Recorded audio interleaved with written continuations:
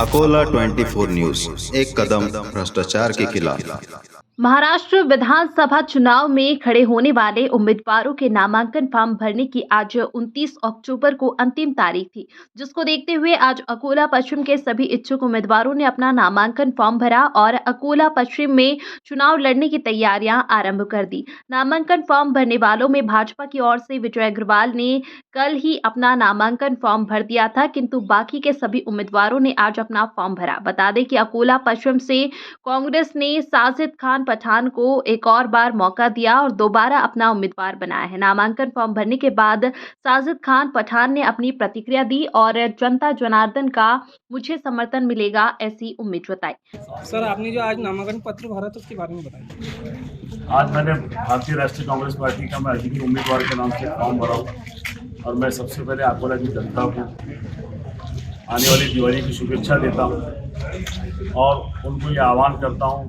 कि इस शहर की बदहाली के लिए, इस शहर के जो विकास हो गया उसके लिए और यहाँ जो आपस में जो भेदभाव बढ़ा है उसके लिए अगर हम सब चीज़ों के लिए आवाज़ उठानी है तो आपको कांग्रेस की निशानी पे अपना मोहर देना है, वोट देना है और मैं अकोला की जनता से ये अपील करता हूँ। और अकोला महाविकास आघाड़ी का मैं अधिकृत उम्मीदवार हूँ। वहीं दूसरी ओर डॉक्टर जिशान हुसैन, जो कई अरसे से कांग्रेस में थे, अब उन्होंने कांग्रेस से बगावत करते हुए वंचित बहुजन अघाड़ी का दामन थाम लिया। डॉक्टर जिशान हुसैन ने पत्रकारों से बात करते हुए कांग्रेस से नाराजगी जताई और वंचित बहुजन से इस बार वह विधायक बनेंगे, ऐसा उन्होंने कहा। आज 29 अक्टूबर 2024 को मैंने विधानसभा 30 अकोला पश्चिम का फॉर्म भरा है और वंचित बहुजन आघाड़ी की तरफ से मुझे लड़ने का सौभाग्य मिला है। ज़्यादातर हम देखते हैं कि अकोला की राजनीति की जब हम बात करें तो बहुत ही दिशाहीन राजनीति है अकोला की।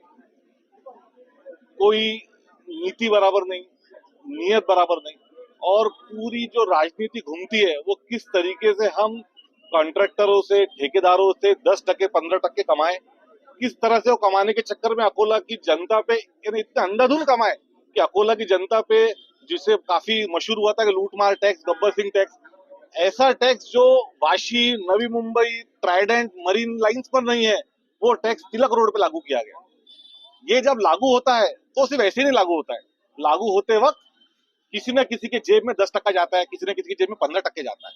इसको दबाने के लिए, इस आवाज को दबाने के लिए कहीं ना कहीं सारे मुद्दों से भटक के राजनीति की जाती है।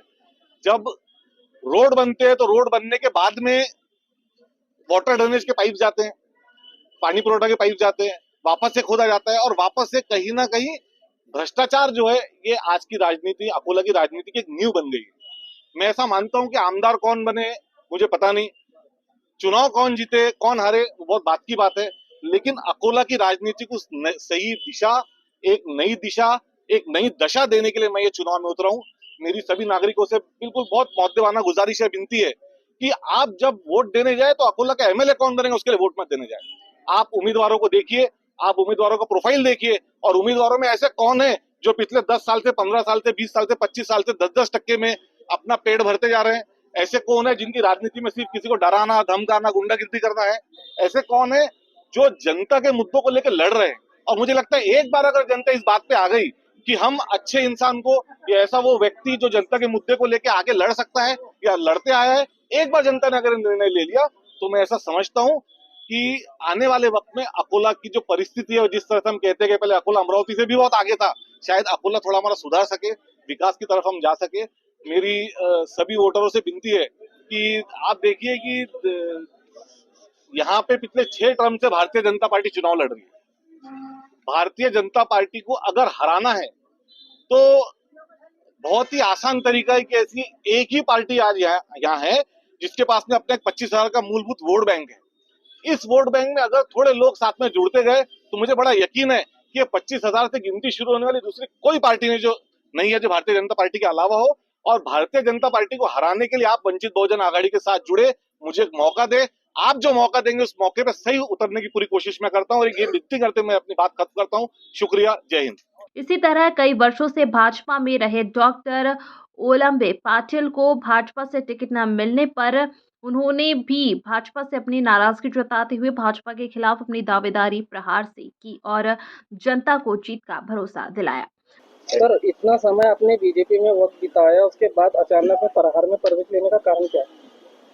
नहीं, विगत 30 साल से मैं भारतीय जनता पक्ष का सच्चा कार्यकर्ता करके कार्य कर रहा हूँ और कार्य निसंदेह कार्य किया जिसमें भारतीय जनता पक्ष का यहाँ पे विस्तार किया मैंने।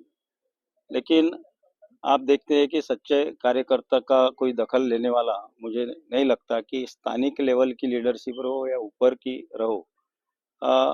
आज बाहर से आने वाले जो लोग हैं उनको प्राथमिकता दी जा रही है और जिन पे भ्रष्टाचार के आरोप है, जिन पे इस गांव को लूट, एक बड़ा आरोप आप देखते हैं कि जो जाति भेद भी दिया भी एक बड़ा कारण, वो भी बातें, ये मुझे लगता कि ये बहुत बड़ी बात है यहाँ पे। सर, पार्टी से आपके संबंध रहे हैं, अगर पार्टी के वरिष्ठों की तरफ से आपको आता है कि नामांकन वापस लिया जाए तो इस पर क्या फैसला रहेगा?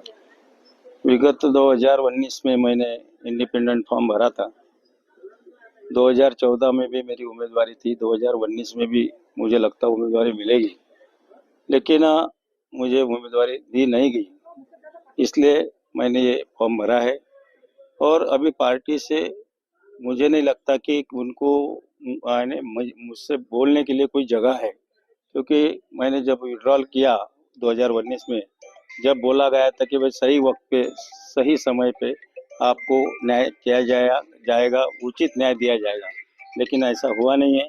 मुझे ये लगता है कि जो कार्यकर्ता 30 साल से भारतीय जनता पक्ष में काम करता है, उसका अगर नेतृत्व सुनता नहीं है तो इससे बड़ा दुर्भाग्य कोई हो नहीं सकता। वहीं अकोला शिवसेना उद्धव बाला साहब ठाकरे गुट के नेता राजेश मिश्रा ने भी अपना नामांकन अपक्ष के रूप में भरा। आपकी बात पे कितने पक्के हैं आप? बात का विषय नहीं है, आज फॉर्म भरा मैंने और 4 तारीख तक विड्रॉल का विषय है। कुछ हमारे कुछ रणनीति थी, वो पब्लिक के सामने हमको वो उजागर करना भी बराबर नहीं है। देखेंगे क्या करना है हमारे 4 तारीख के बाद में आपको मालूम पड़ेगा कि हमारी रणनीति क्या है। इसी तरह हरीश अलीम चंदानी ने भी अपनी नाराजगी जताते हुए अपक्ष उम्मीदवारी आज आखिरी दिन दाखिल की। बीजेपी से रहे, क्या नाराजगी है?